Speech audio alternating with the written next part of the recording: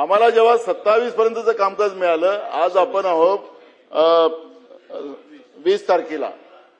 अध्यक्ष महाराज, 20 तारखेपर्यंत आम्ही आहोत, मग 20 तारखेपर्यंत आहोत, तर मग 27 पर्यंत कामकाजाचं पहिलेच कसं अंतिम आठवडा प्रस्ताव आला?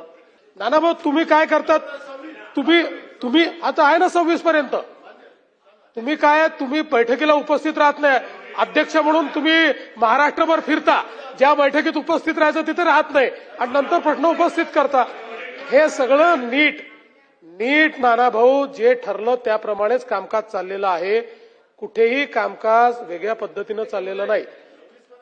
हो आहे ना, दिलं ना कामकाज, दिलंय ना तुम्हाला. बघा ना, 26 पर्यंत कामकाज आहे.